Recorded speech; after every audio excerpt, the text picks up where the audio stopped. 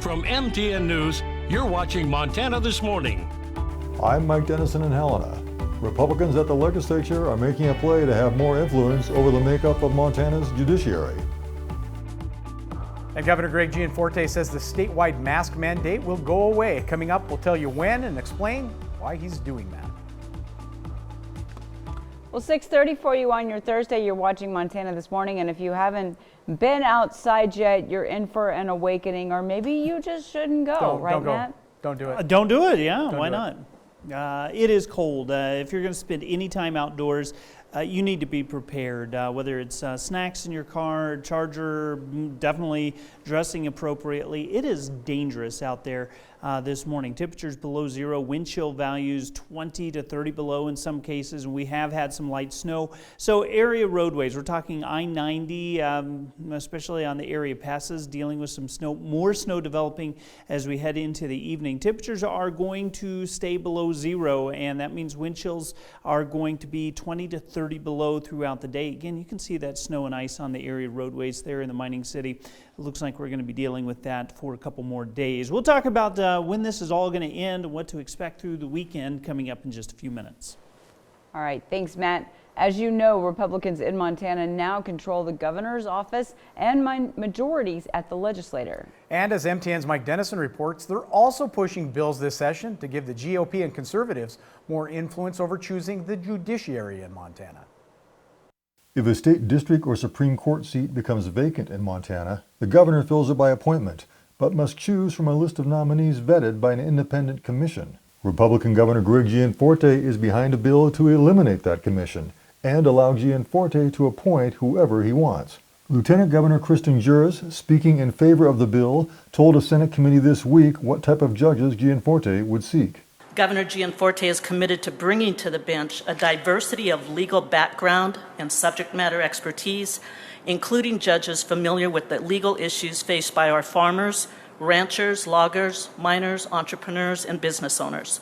She also said members of the current Judicial Nomination Commission have been appointed largely by the previous Democratic governor, Steve Bullock. But let's get rid of the fiction that this is somehow a non-partisan process. It is not. But the current chair of the Nomination Commission, District Judge John Brown of Bozeman, said it's not a partisan group. Truly, we try to find the best possible candidates who will make the best possible judges. We are independent. We don't ask questions about whether our applicants are Republicans or Democrats. We don't care. We want the best possible judges. Opponents of the bill also said it may violate the state constitution, which says the governor must make appointments from a list of nominees. Juras, however, said the bill allows the governor and the public to submit that list. On Wednesday, Republican Representative Barry Usher of Billings presented his bill that would ask Montana voters at the 2022 election to choose whether to elect our 7 Supreme Court justices by district rather than statewide. He said it would make the court more reflective of the political diversity of the state. And I think that it would help get our Supreme Court a little bit more aligned with our electorate. At least 4 of the 7 districts created by the bill would likely be dominated by Republican voters. Opponents of this proposal also said it appears unconstitutional and noted that a similar measure was struck down by the state Supreme Court just 8 years ago. Will these measures pass? As we mentioned, Republicans control the governor's office and big majorities at the current legislature. If they want these bills to advance, they will. Reporting from Helena, Mike Dennison, MTN News. Mike tells us both these bills are still in committee awaiting action. Montana businesswoman Whitney Williams and the Montana Community Foundation have launched the Snowbird Fund, which will provide immediate funding to Montana Native American families who are missing a loved one. Activists say it fills a hole currently not being met by the government. From organizations I've worked with that directly try to address the crisis, there's maybe only one other that tries to do that direct, immediate funding, tries to take away, the red tape of accessing the funds. And I think Snowbird is kind of in this incredible space where, it's kind of that immediate funding.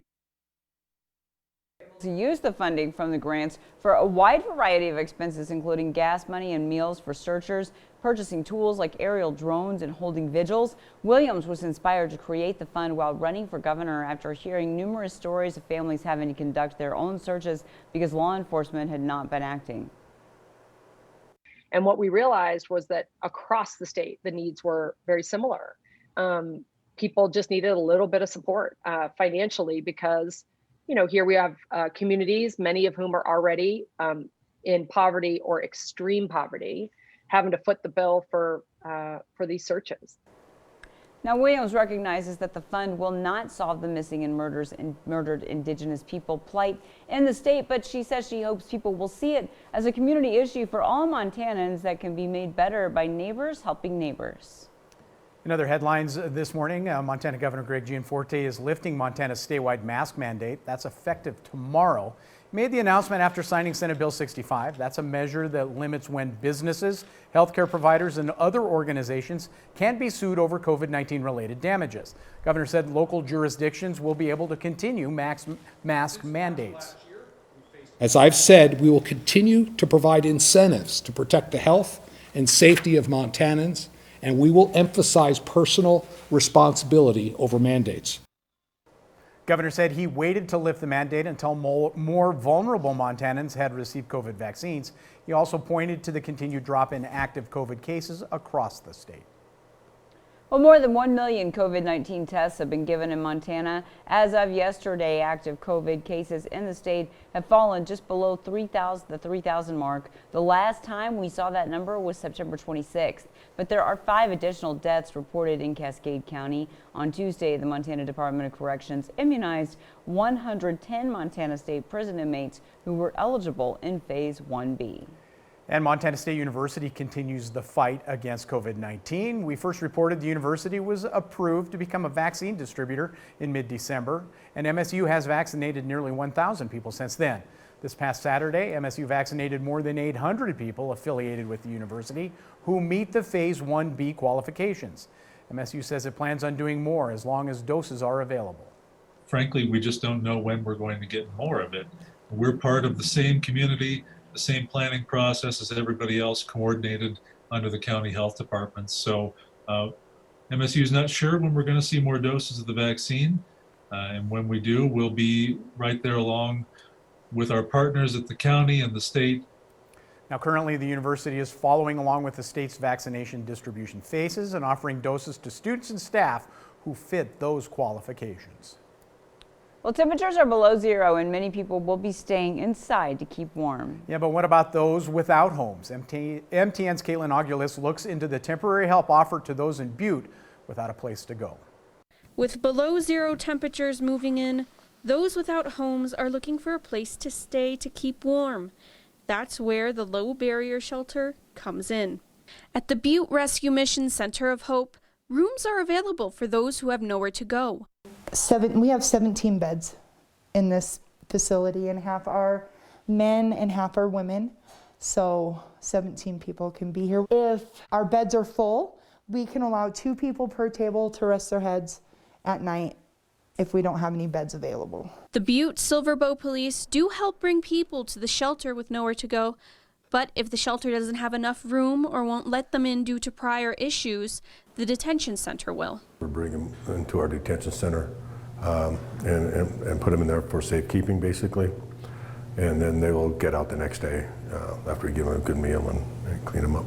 According to Skuletich, they have been busy on that aspect. We have been taking, and I would assume 1 to 2 each day that are put in for protective custody, which means they either have mental health issues that we need to get an evaluation done on them, or that they are unable to take care of themselves when it's just cold. In Butte, Caitlin Aguiles, MTN News.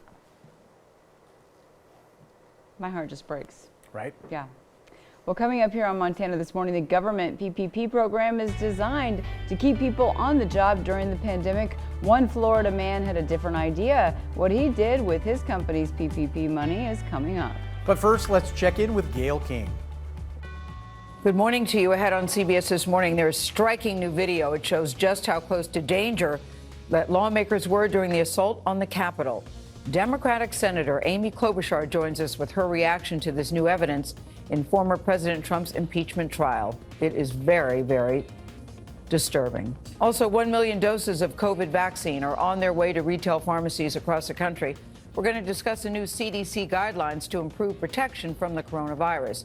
And the popular dating site Bumble is going public today. First on CBS This Morning, we'll introduce you to the founder who will be making history as the youngest female CEO ever to take a company public. How's she feeling today? Pretty good, I'll bet. We'll see you at 7 o'clock on the dot.